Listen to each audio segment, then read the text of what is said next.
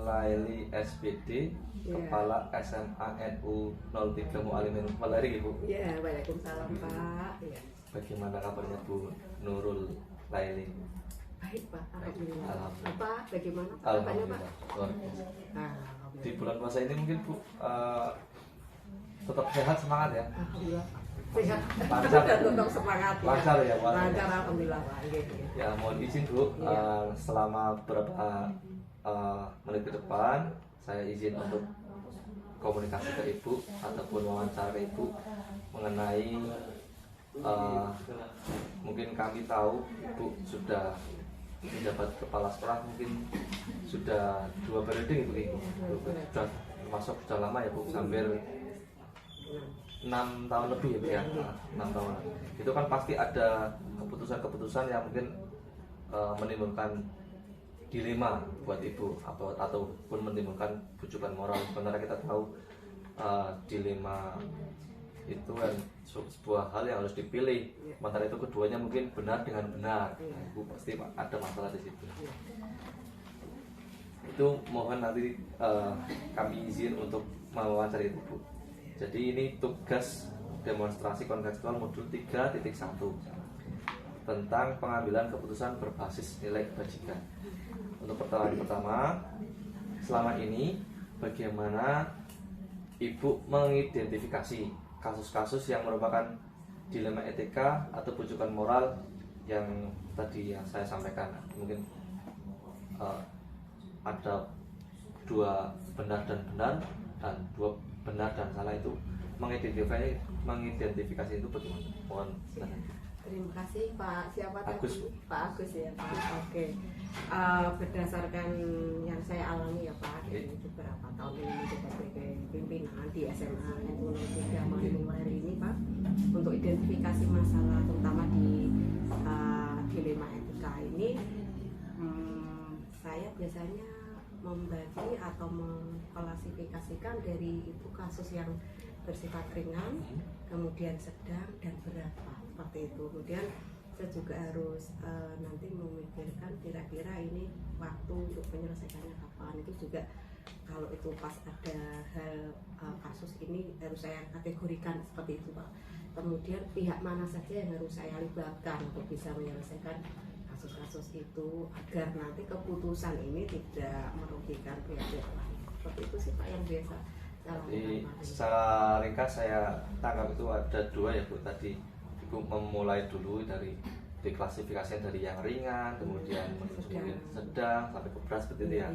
Itu kemudian ada langsung Ibu bergerak mencari pihak mana yang harus dilibatkan seperti itu. Nanti waktu kita kira-kira ini perlu segera atau tidak itu juga harus dipikirkan.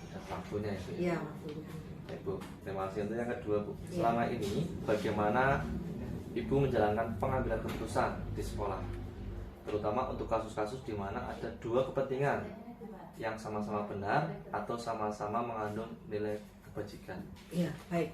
Dalam hal ini saya juga harus melihat kasus itu Pak. Karena kasus itu tidak serta-merta semua orang harus terlibat. Saya sesuaikan kasus ini. Ini contoh dari misalnya dari kasus siswa, saya melibatkan yang pertama dari kesiswaan. Dari kesiswaan itu juga nggak harus kesiswaan saja. Mesti kalau kesiswaan ini ada kaitan dengan satu BK, kemudian dari wali kelas, kemudian dari orang tua Pak. Saya harus mengkomunikasikan pihak-pihak ini supaya nantinya itu keputusan yang diambil itu tidak sepihak. Apalagi kita nanti harus juga memikirkan keputusan ini nantinya berpihak kepada siswa. Seperti itu. Ya. Artinya dalam menjalankan pengambilan keputusan itu harus dilihat kemana arahnya. Misalnya itu berhubungan dengan kesiswaan, maka kesiswaan itu juga itu ada kolaborasi dengan wali yang lain wali juga. kelas, BK, wali murid Bu ya. Iya, orang tua kan. Kalau itu di kasus yang lain juga saya ambil dari pihak-pihak terkait Pak, contohnya di kurikulum, Sapra, Sumas atau yang lainnya saya sesuaikan dulu Pak. Baru kalau ketika ini nanti dibutuhkan untuk menyampaikan ke ranahnya ke semua guru, saya sampaikan di musyawarah ini hasilnya seperti itu. Itu menyesuaikan. Disesuaikan dengan tupoksi ya. Iya, oke. Kemudian kira-kira langkah-langkah Bu atau prosedur seperti apa yang biasa Ibu lakukan selama ini langkah-langkah? Ya. meskipun ya tidak secara resmi gitu ya prosedur atau langkahnya seperti apa, tapi yang biasa saya lakukan ya Pak ya, saya tuh mendokumentasikan itu di buku. Saya tuh punya buku yang saya tuh boros buku Pak. Seperti jurnal gitu ya? Ya di buku catatan kan, saya punya buku catatan besar-besar itu. Ketika ini harus menyelesaikan ini, harus ada hal yang putuskan, itu saya rencanakan dulu Pak. Habis itu saya komunikasikan dengan pihak-pihak terkait. Setelah komunikasi baru saya laksanakan Pak. Ketika itu harus memutuskan sesuatu ya, setelah tahapan tadi saya rencanakan, komunikasikan, baru laksanakan. Setelah dilaksanakan kita evaluasi Pak. Dari hasil yang diputuskan tadi seperti apa sih evaluasinya. Habis itu baru ada dari evaluasi itu kan akan muncul hal-hal nanti kurang apa dan seterusnya, kita ada rencana tindak lanjut Pak. Yang terakhir kita tindak lanjuti ketika ada hal yang perlu pikirkan kembali atau direvisi, itu kadang juga kita harus tindak lanjuti dari evaluasi yang sudah ada dari awal, seperti itu Pak. Berarti langkahnya itu tadi saya bisa menangkap itu rencanakan, komunikasikan, laksanakan, evaluasi, baru rencana tidak lanjut ya? Iya, sama tindak lanjut ya. Istimewa berarti sudah tersusun itu Bu. Ada langkah-langkahnya Bu, meskipun Iya. dan Ibu sudah membuat seperti menyiapkan buku induk seperti itu yang besar. Catatan saya pribadi sih sebetulnya, cuma itu membantu sekali. Memudahkan. Memudahkan. Kemudian hal-hal apa saja yang selama ini Ibu anggap efektif ya Bu, yang kira-kira efektif dalam pengambilan keputusan pada kasus-kasus yang mengandung dilema etika? Ya, menurut saya sih komunikasi Pak. Komunikasi itu tidak bisa kita lepas ya, tidak kita lepas ya untuk komunikasi, karena kalau kita putuskan sendiri kita nggak tahu loh Pak ini seperti apa nanti hasilnya, bisa jadi merugikan pihak lain loh Pak ini. Kemudian dari komunikasi itu kita juga perlu menggali data, menggali informasi juga, kemudian sehingga bisa membuat alternatif keputusan yang nantinya keputusan itu menjadi keputusan bersama dan tanggung jawab bersama. Seperti itu sih menurut saya itu efektif. Berarti yang paling efektif itu ya komunikasinya itu. Iya, komunikasi dan pihak-pihak terkait yang sesuai tadi Pak. Ya, sesuai dengan permasalahannya. Dan menjadi satu catatan, mungkin tidak semua masalah kadang perlu dikomunikasikan secara floor itu. Ada masalah yang kadang bersifat ranah pribadi, itu juga ada Pak. Jadi diselesaikan secara internal juga ada Pak. Ada masalah yang perlu kita selesaikan melibatkan semua pihak atau banyak pihak atau tertentu pihak gitu, seperti itu Pak. Luar biasa sekali dengan komunikasi yang efektif ya Bu ya. Saya itu Kira-kira hal-hal apa saja yang selama ini merupakan tantangan Bu dalam pengambilan keputusan pada kasus-kasus dilema etika tadi? Ya, tantangan yang tidak kalah berat itu internal Pak. Oh, di dalam mana? Dalam itu juga ada dari pihak guru, siswa, mungkin ya, kemudian dari yayasan juga Pak. Kadang kita beda pendapat juga.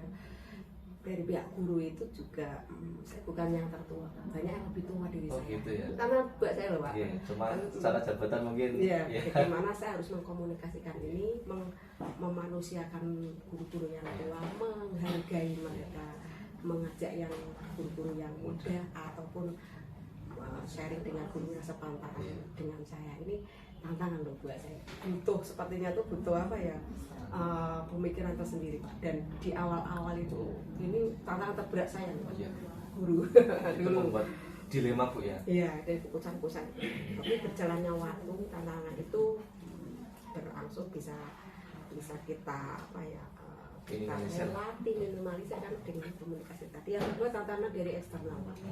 Eksternal itu ada masyarakat, ada orang tua, ada mungkin kedinasan lah ya. Kadang itu juga tantangan juga buat kami seperti itu ya. Itu banyak, juga komunikasi. Artinya banyak sekali ini ilmu yang didapatkan Ibu. Artinya pengalaman Ibu yang sangat berharga itu, tantangan itu ternyata banyak sekali dari internal maupun dari eksternal. Iya betul. Ya. Kemudian apakah Ibu memiliki sebuah jadwal tertentu dalam sebuah penyelesaian kasus dilema etika?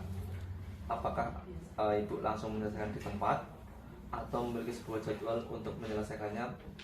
Bentuk atau prosedur seperti apa yang Ibu jalankan? Untuk hal ini tidak ada jadwal. jadwal. Kan kasus tidak ada direncanakan. Oh, okay. Mau ada kasus ini, rencana ini kan ada.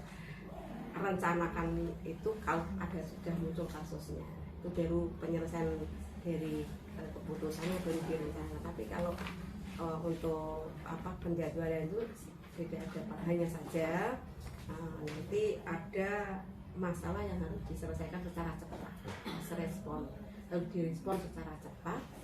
Ada yang slow respon, nggak harus dengan cepat, tapi dengan ditunggu. Ada data yang harus kita kumpulkan, informasi yang harus kita kumpulkan, sehingga nanti keputusan ini menjadi keputusan yang baik, tidak mengganggu. Tapi kalau yang fast respon, yang masalah yang diselesaikan pada saat itu juga harus diselesaikan. Kalau tidak, ini akan sangat mengganggu Pak, kondusivitas dari sebuah komunitas itu atau sekolah itu, dan harus segera diputuskan sehingga yang bersangkutan langsung bisa melakukan hal dari putusan tersebut. Artinya tidak terjadwal, cuman menyesuaikan juga. Jadi tergantung suasananya, apakah saat fast respon membutuhkan atau butuh slow respon, tergantung keadaannya. Berkait dari yang tadi disampaikan di awal ini, itu termasuk kasus yang ringan atau sedang atau mana ini yang harus cepat diselesaikan atau tidak, itu saya komunikasi tadi Pak. Wah, sepertinya Ibu sudah sangat menjiwai dan sangat paham sekali. Sering mengalami masalah Pak. Kalau di swasta itu banyak masalah. Dari ini menjadi pembelajaran juga. Apalagi mungkin sudah lebih dari 6 tahun ya Bu ya menjalani ya Bu ya. Kemudian Ibu, adakah seseorang atau faktor-faktor yang selama ini mempermudah atau membantu Ibu dalam pengambilan keputusan? Ya, salah satu faktornya itu saya mengumpulkan data informasi, jadi tidak gusah-gusuk. Jadi tepat. Kalau itu dokter, itu tahu penyakitnya, intinya gitu. Saya harus tahu backgroundnya Pak. Itu memudahkan Pak, menyelesaikan masalah. Lah, kembali lagi ke komunikasi. Jadi komunikasi itu, kemudian itu faktor. Kalau pihak yang bisa memudahkan saya itu dari guru juga bisa membantu saya, cuma nggak semua guru ya yang saya pandang saya bisa membantu untuk sharing. Pastinya guru atau pribadi-pribadi yang terbuka pikirannya, bisa diajak musyawarah, diskusi, komunikasi sehingga nanti bisa memutuskan hal-hal yang baik juga. Kemudian dari pengurus, saya juga sering komunikasi dengan pengurus, baik itu yang pengurus di BP3MN itu Yayasan Mualimin, kadang saya juga di LP Ma'arif Pak. LP Ma'arif itu kebetulan kan memang saya di LP Ma'arif juga pengurus, jadi saya juga sering komunikasi dengan pengurus sama Ma'arif di Kendal. Itu kadang membantu saya juga. Kemudian tidak kalah penting adalah keluarga. Ya, support yang paling penting. Wah, itu luar biasa Pak, keluarga ini deh. Dengan pendekatan kartu sharing, tidak hanya saya terapkan di sekolah, di rumah juga saya sharing dengan keluarga, dalam ini pendamping suami saya, dan pendekatannya yang lebih mengenal buat saya. Kalau dulu dari awal mungkin saya masih perlu dibimbing banyak Pak, karena awal dokter pertama. Semenjak berjalannya waktu, karena pendekatan agama ini saya semakin slow gitu loh Pak, menghadapi masalah itu semakin slow, karena sesungguhnya sesuatu apapun di dunia ini atas kehendaknya Gusti Allah Pak. Kita itu manusia hanya menjalani, merencanakan, menurut kita baik itu benar-benar sudah menurut Gusti Allah baik, yang penting kita serahkan kepadanya, yang penting kita sudah berusaha. Itu yang menjadikan kita tuh lebih slow, lebih tidak terbebani meskipun banyak masalah. Jadi sepertinya banyak sekali masalah, tapi Ibu menjalani dengan nyaman saja, dilalui seperti itu Pak. Saya terlihat juga dari ekspresi Ibu yang sangat semangat ini. Saya mungkin mudah-mudahan bisa mengambil pelajaran yang sangat baik ini. Kemudian yang terakhir Bu, ini ada pertanyaan lagi. Dari semua hal yang telah disampaikan Ibu tadi, pembelajaran apa yang dapat Ibu petik dari pengalaman Ibu mengambil keputusan dengan etika? Banyak. Salah satunya menjadi tambah ilmu dalam cara mengambil keputusan. Yang kedua mungkin saya menjadi lebih berhati-hati dalam mengambil keputusan, lebih melibatkan orang sesuai dengan tupoksi mungkin ya, sesuai dengan bidangnya. bidangnya. Kemudian saya menjadi lebih dewasa mikirnya, lebih dewasa dan lebih bijaksana mungkin ya, harapannya seperti itulah karena sudah mengalami berbagai macam Jadi kasus seperti itu. bijaksana itu didapatkan setelah berbagai pengalaman. Iya, ya, Bu? justru itu Pak, dari belajar di situ. Tadinya ya awal Belum ya. belum bisa, karena apa ya, sudah berkali-kali menghadapi seperti oh ini harus seperti ini, nek kemarin kurang ini, sekarang seperti ini. Jadi yang saya rasakan itu yang paling ada harus saya ingat itu hati-hati Pak. Hati-hati. Hati-hati dalam memutuskan sesuatu, kemudian menghargai sesama, memanusiakan manusia. Itu kayaknya lebih humanisnya itu. Ya. Jadi kita nggak beban gitu. Meskipun saya di sini terbilang jadi pimpinan muda, masih Ya. banyak yang lebih tua Senior dari ya. diri saya, guru saya. Dan beberapa guru di sini itu adalah dulu guru saya. Dulu Itu yang menjadikan saya itu dilema. tantangan itu, Tantangan. artinya itu Pak. Tapi berjalannya waktu, alhamdulillah bisa dijalani dengan baik. Alhamdulillah. Seperti itu, nggih, Pak. Alhamdulillah Bu Nggih. Nurul, saya sangat terima kasih sekali. Ya, sama-sama. Ini sudah selesai. Ya. Banyak sekali materi pelajaran ilmu yang saya dapatkan dari pengalaman-pengalaman Ibu yang sangat berharga itu. Mudah-mudahan saya doakan Bu, mudah-mudahan Bu Nurul Laili itu tetap bisa bijaksana, Amin. sebisanya. Tambah bijaksana. Yang penting tambah semangat, sehat, Amin, amin, amin, amin. tetap bisa menjalankan roda sekolah ini dengan lebih humanis dan Amin. bisa diterima keputusannya. Amin, amin, amin. Terima kasih Bu, Iya. saya mohon maaf apabila Iya. selama perbincangan tadi banyak Iya. kalimat ataupun kata-kata yang tidak sesuai, kami mohon maaf ya sekali lagi. Sama-sama. Terima kasih Ibu, mohon izin. Assalamualaikum warahmatullahi wabarakatuh. Waalaikumsalam warahmatullahi wabarakatuh. Assalamualaikum warahmatullahi wabarakatuh, Pak Isa. Waalaikumsalam warahmatullahi wabarakatuh. Apa kabar Pak Agus? Alhamdulillah, ini harusnya saya bertanya apa ya, Salam. Pak Isa. Ya, alhamdulillah saya baik saja Pak. Kalau Pak Isa bagaimana kabarnya hari ini? Alhamdulillah hari ini hari yang menggunakan dan kita sudah masuk ke 10 hari ketika bulan puasa itu. Baik betul hari ini. Mudah-mudahan sampai akhir bisa lunas ya Pak. Amin. Tuntas ya.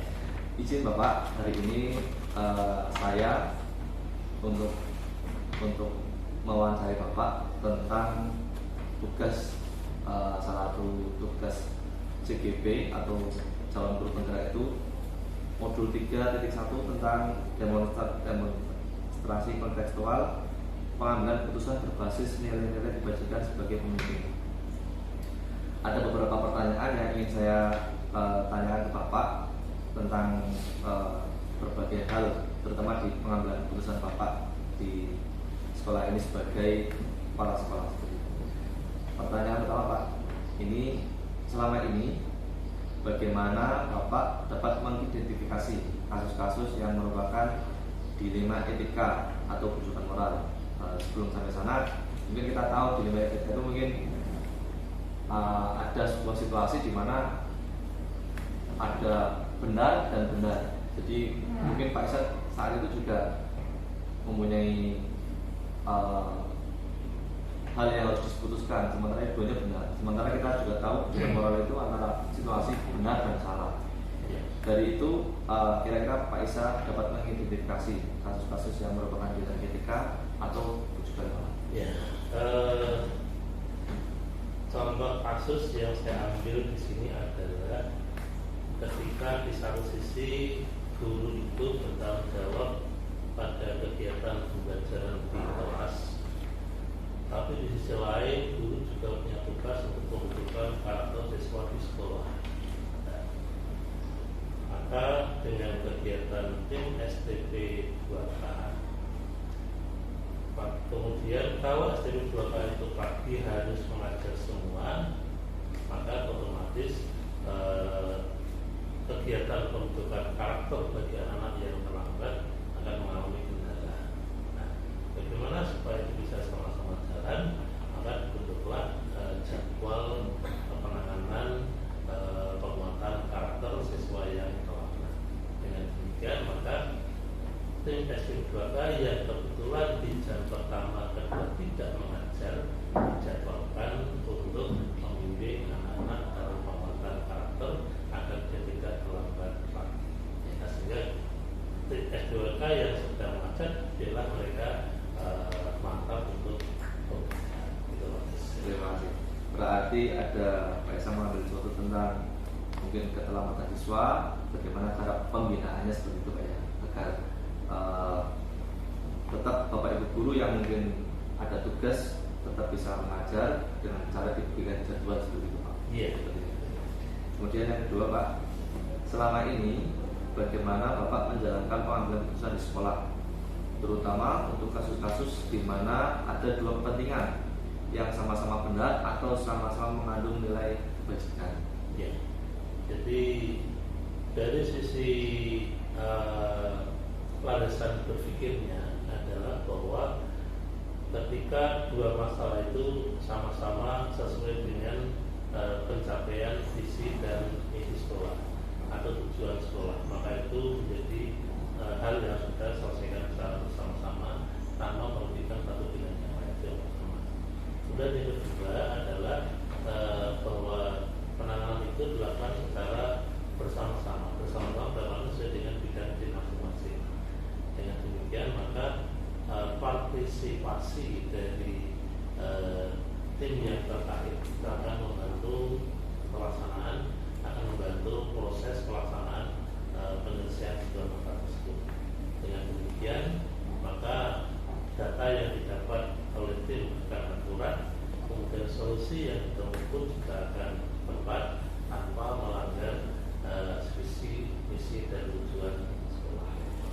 Berarti seandainya ada sama-sama yang benar dan mau menjadi kebajikan, Pak Esa mengambil keputusannya itu diutamakan yang sesuai dengan visi misi sekolah. Visi dan yang kedua dengan bersama-sama atau kolaboratif dengan seluruh stakeholder yang menyangkut seperti itu Pak ya. Kolaboratif dan partisipatif. Kolaboratif dan partisipatif. Kemudian Pak, langkah-langkah atau prosedur seperti apa yang biasa Bapak lakukan selama ini? Langkah yang kami tempuh pertama di awal tahun pelajaran itu kan tim sudah bikin kita bentuk ya. Kemudian otomatis kita tidak mengaktifkan peran dari tim tersebut sesuai dengan bidang masing-masing. Contoh tadi misalnya ketika ada kendala di bidang penguatan karakter siswa yang terlambat, itu hanya 1 hari kok ternyata kita berikan pembinaan sudah cukup. Kemudian kalau belum cukup dibina oleh tim piket SWK tadi, maka kita mengajak wali kelas yang terkait, otomatis kolaborasi akan nyambung karena wali kelas itu adalah orang tua siswa di kelas selama di bersekolah. Nah, yang demikian maka yang bekerja ini tidak hanya semata-mata dari tim SWK, kami juga berkolaborasi. Berikutnya lagi, kalau diperlukan ada sentuhan psikologis, maka kita akan melibatkan tim kita. Yang demikian maka anak kita berikan kesempatan untuk bisa menyelesaikan masalahnya sendiri dengan bimbingan, dengan cerita, kolaborasi dengan wali kelas dan dengan tim. Bisa dikatakan itu langkah-langkahnya bertahap ya Pak ya? Ya. Tadi sudah mungkin prosedurnya sudah dilalui dari yang rendah, yang ringan sampai yang berat seperti itu. Ya. Kemudian hal-hal apa saja yang selama ini dianggap efektif menurut Bapak dalam pengambilan keputusan pada kasus-kasus yang dinilai etika sebenarnya? Ya.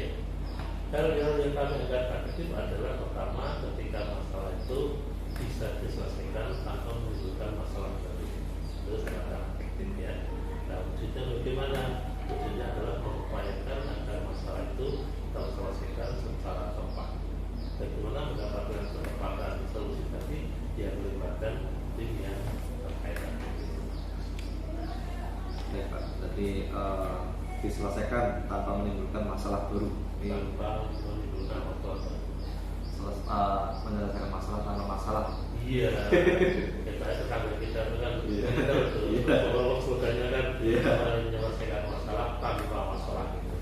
Nah, kemudian hal-hal apa saja yang selama ini merupakan tantangan Pak dalam pengambilan keputusan pada kasus-kasus di TKT?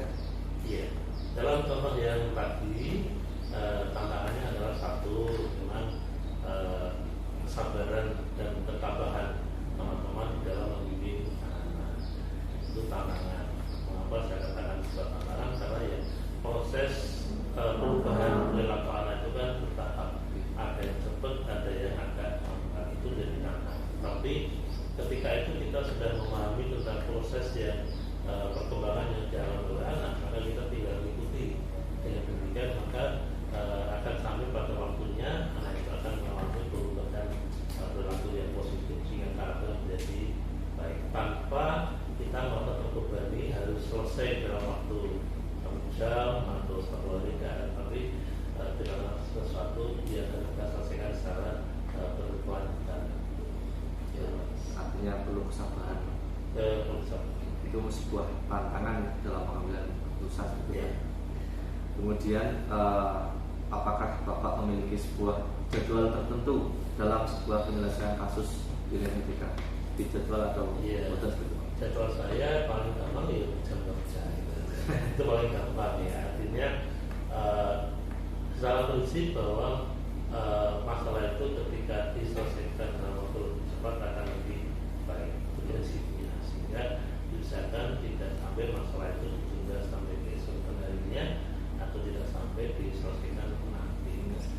Kita ada jadwal lebih cepat lebih baik. Luar biasa. Dan dua ini. Kemudian adakah seseorang atau faktor-faktor apa yang selama ini mempermudah atau membantu Bapak dalam pengambilan keputusan dalam kasus-kasus di etika? Iya, jadi seseorang ini saya berubah kalimatnya menjadi banyak orang, gitu kan. Sedangkan faktor yang mendukung keterlaksanaan ini adalah adanya kebersamaan di dalam penerapan manajemen school based management. Jadi manajemen berbasis sekolah, di mana dalam manajemen berbasis sekolah itu bahwa semua keputusan yang ada di sekolah ini berbasis dengan keputusan yang sebuah partisipatif, yang melibatkan alhamdulillah keterlibatan tim otomatis akan membantu proses penyelesaian yang baik. Artinya yang selama ini mempermudah atau membantu yaitu tadi kebersamaan partisipatif itu pasti.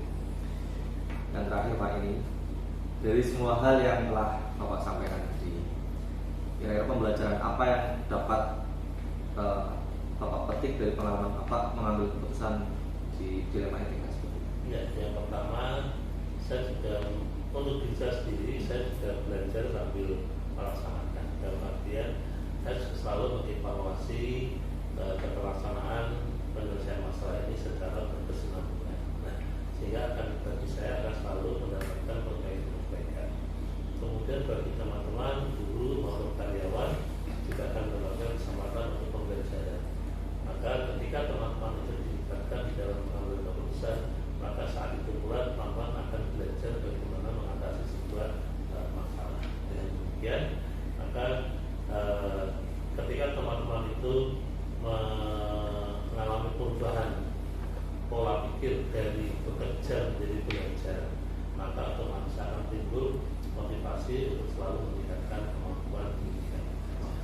Baru lagi nih Pak, bekerja, belajar.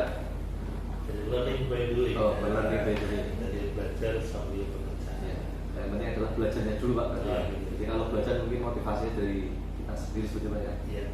Lebih kuat. Baik Pak, terima kasih. Seperti ini sudah sampai di ujung pertanyaan saya. Mohon maaf apabila tadi selama kita berdiskusi ada salah satu kata yang tidak sesuai di hati Bapak. Saya doakan mudah-mudahan Bapak Isa kalau sehat selalu bisa memimpin sekolah ini dengan sampai tuntas, sampai akhir seperti itu, dan sukses untuk Pak para sekolah. Terima kasih. Saya sudah berpartisipasi. Matur nuwun, saya ini